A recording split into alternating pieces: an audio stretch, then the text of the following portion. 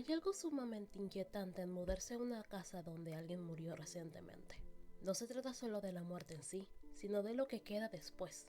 Los espacios intactos, los objetos inmóviles, la sensación de que algo fue interrumpido y nunca terminó de cerrarse. En Paranoiac, Miki Takamura no llega a su nuevo hogar como quien inicia una nueva etapa, sino como quien entra en una historia ya comenzada. Han pasado 3 meses desde la muerte de su tía, y aún así, la casa no parece haber aceptado su propia condición de abandono. Este punto de partida no es casual. Desde el inicio, el juego plantea que el conflicto no será externo, sino interno, ligado a la experiencia de ocupar el lugar de alguien que ya no está. De este modo, el terror no se construye únicamente a partir de lo que aparece, sino de lo que persiste.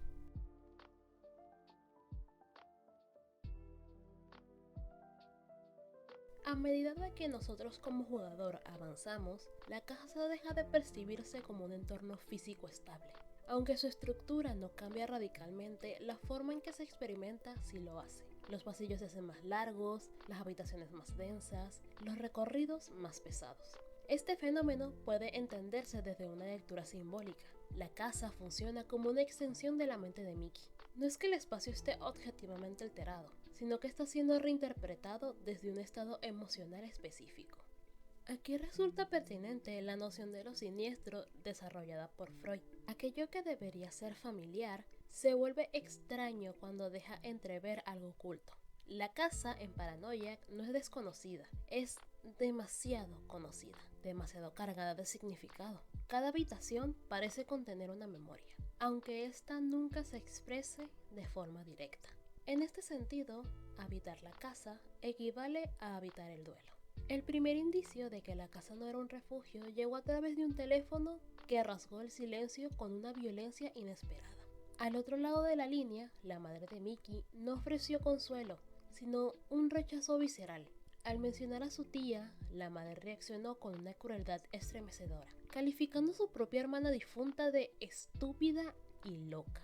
La dinámica familiar reveló que la tía no solo había muerto físicamente, sino que había sido aniquilada socialmente por su propia sangre, mucho antes de dar el paso final hacia la soga.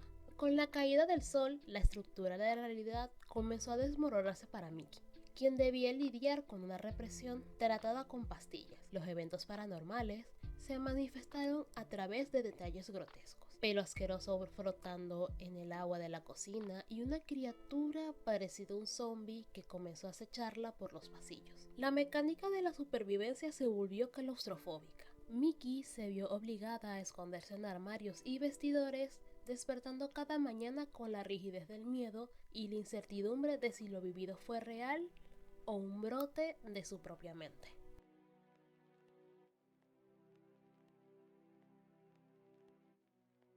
La figura del monstruo introduce una ruptura en la experiencia del juego, pero no en el sentido tradicional del terror. No se representa como una amenaza claramente definida, ni como una entidad con reglas establecidas. Su aparición es ambigua, casi inconsistente. Esto es clave para entender su función narrativa.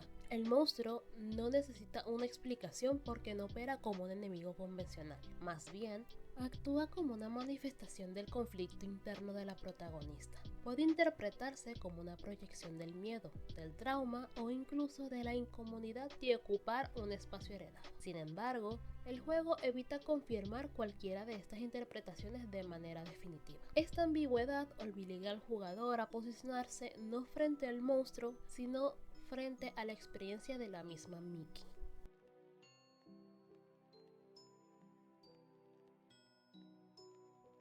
Uno de los elementos más característicos de Paranoiac es la repetición. El jugador recorre los mismos espacios varias veces, enfrenta situaciones similares, revive sensaciones ya experimentadas. Lejos de ser un recurso mecánico, esta repetición puede entenderse como una representación del proceso de duelo. Según Freud, el duelo implica una revisión constante del objeto perdido. El sujeto vuelve una y otra vez sobre los recuerdos intentando asimilar la ausencia. En el juego, esta dinámica se traduce en la exploración reiterada de la casa. Cada recorrido no solo avanza la historia, sino que refuerza la imposibilidad de escapar completamente de la pérdida. Sin embargo, esta repetición también puede derivar en otra forma más peligrosa, la melancolía. En este estado, el sujeto no logra separar la pérdida de su propia identidad, y el conflicto deja de ser algo que se atraviesa para convertirse en algo que se habita permanentemente.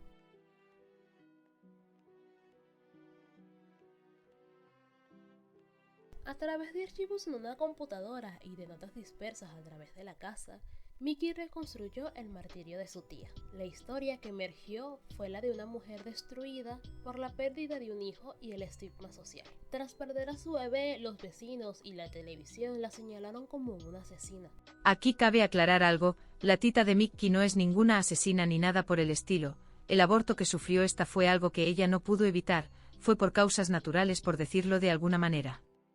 Así que ahorraros los comentarios de llamarla asesina por lo que más queráis. Su esposo, en lugar de sostenerla, la abandonó porque ella ya no podía cumplir la fantasía de una familia feliz. Aquí el esposo fue un tremendo hijo de la grandísima puta, sorry not sorry. En su soledad, la tía decidió coser peluches y ropa para el bebé que nunca llegaría, buscando en el hilo y la aguja una forma de remediar su psique destrozada. Miki descubrió con horror que ella misma, siendo una niña influenciada por la maldad de su madre, le había dicho a su tía que debía morir.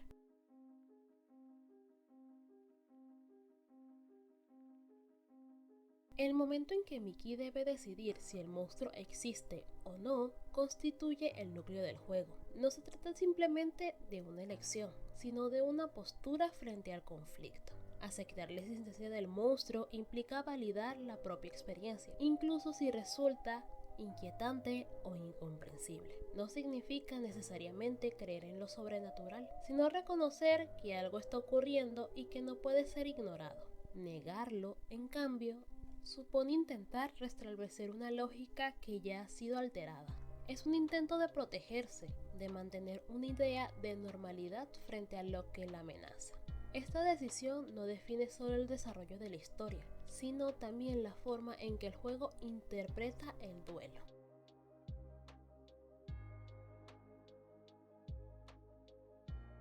La presencia de Shinji, el vecino, introdujo una duda punzante. Él no veía monstruos ni agujeros secretos en el pozo. Para él, Miki simplemente había heredado la esquizofrenia de su tía. Y sí, las enfermedades mentales se pueden heredar a través de tus tíos, así que porfa vayan a checar su árbol genealógico. Esta revelación llevó a Nikki a dos posibles finales de su historia.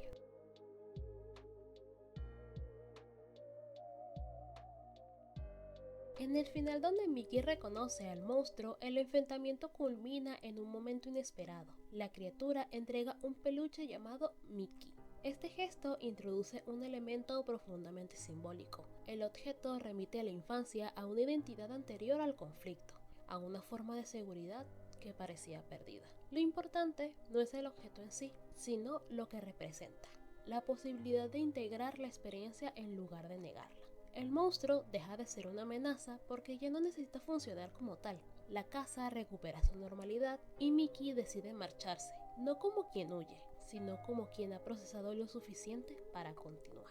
Cuando Miki afirma que el monstruo existe, no está necesariamente afirmando su naturaleza sobrenatural, está validando su experiencia. Este acto es fundamental desde el punto de vista psicológico. Reconocer la perturbación equivale a admitir que la pérdida tiene efectos reales.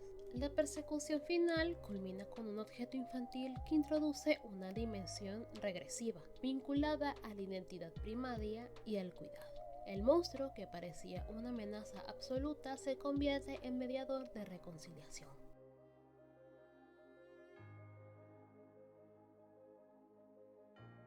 En contraste, el final donde Miki niega la existencia del monstruo conduce a una ruptura total. A pesar de percibir la amenaza, insiste en desmentirla. La recepción de frases como "no es real" evidencia un intento desesperado de sostener una versión de la realidad que ya no corresponde con su experiencia. El desenlace, marcado por la noticia de su muerte, introduce una perspectiva externa que contradice completamente su percepción. Aquí, la negación no protege al sujeto, sino que lo desintegra. La insistencia en que el monstruo no es real constituye un acto de negación radical. El periódico final, que anuncia la muerte de la novelista, introduce una instancia objetiva que desautoriza la narrativa interna de Mickey. El desenlace sugiere que la negación no neutralizó la amenaza, la convirtió en fatal. Desde esta lectura, el monstruo no mata, la incapacidad de elaborar el duelo lo hace. Para quien no entendiera, la chava se quitó la vida, o eso sugiere el final, cosa bastante turbia si me lo preguntan.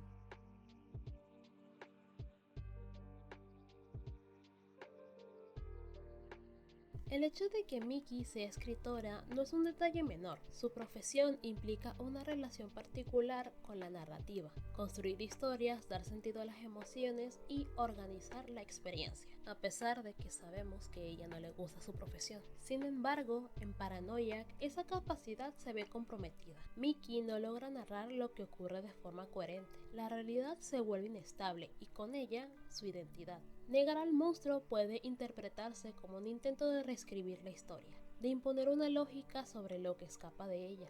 Aceptarlo, en cambio, supone reconocer que no todo puede ser controlado o explicado. De este modo, el conflicto no es solo psicológico, sino que también narrativo. Se trata de quién tiene el control del relato.